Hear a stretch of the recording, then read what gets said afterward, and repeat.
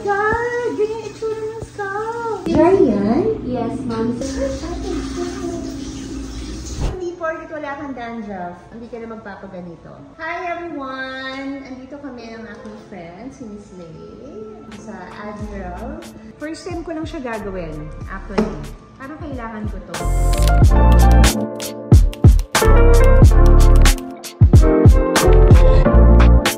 Hair spa, yan. Massage and hair spa. So we will try it.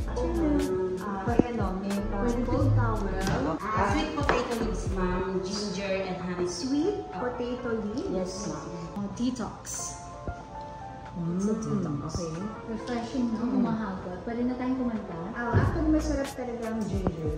Hi! So, ito na. So, magpapakita kami. At mag-change kami na. Ang cute naman ito. Oh, diba? Oh. Wow, shorts.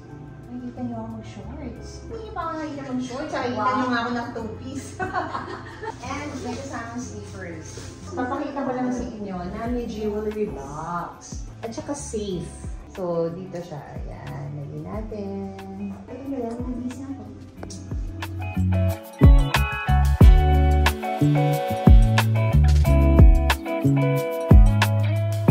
May comforter pa sila.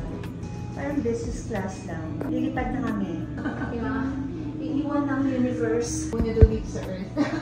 Doon muna kami kay Venus. First time ko lang magpapacheck ng scalp, guys. So, tignan natin kung ano meron sa scalp ko. Oh my God! Ganyan itsura ng scalp! Ay, in fairness, mabuti ang scalp At walang ko. flakes? Grabe yung hair. Para siyang rubber sa camera.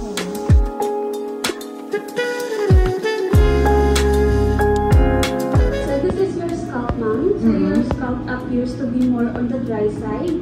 Dry yan? Yes, ma'am. Since here, as you can see, we have dead skin that still sticks on your scalp. We cannot consider that as dandruff since it's only a small flakes like this one, which is due to dryness on your scalp. So on the surface of your scalp, it's a little bit pinkish. So it means your scalp is a little bit sensitive. One of the cause of dryness on our scalp is too much exposure to air-conditioned room, something like that. So that's one of the reasons. It could sometimes it will make our scalp dry. So with our treatment today, we will do deep exfoliation to remove the dead skin and also to hydrate your scalp. Yes, with regards to your scalp hair growth, ma'am, we have 2 to 3 hair strands per follicle. So that indicates healthy hair growth. But here, we have 1 strand. So do you also experience hair fall recently? Oh, yeah.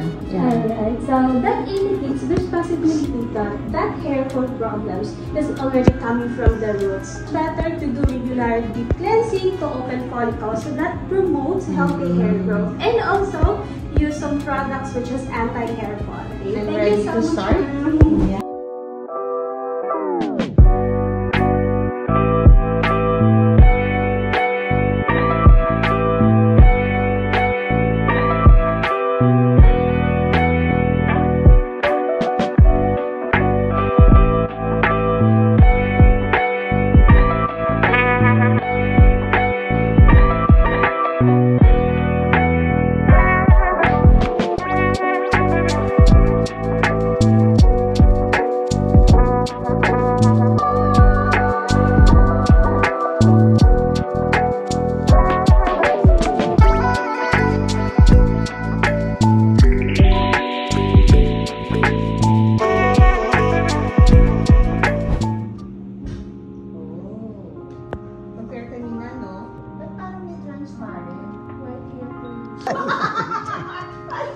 Parang straw.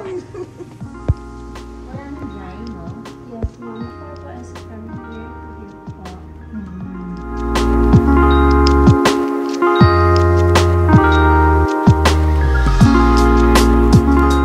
Done na ako. It's a new me. Kita mo pati itong blower nila. Ang ganda, di ba? I think gagawin ko na siya. Require nila dapat once a month. nagpapa-scalp treatment tayo.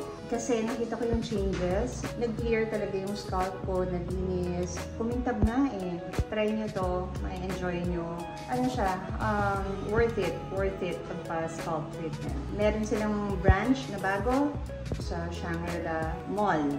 And then, of course, my favorite place, Admiral. As you say, oh, di ba ang ganda ng blower mo? Visit Scalp. And of course, my favorite Admiral Hotel. Meron silang Taste of Asia buffet. Oh, mag-buffet kayo, tapos bumaba kayo dito sa Scalp.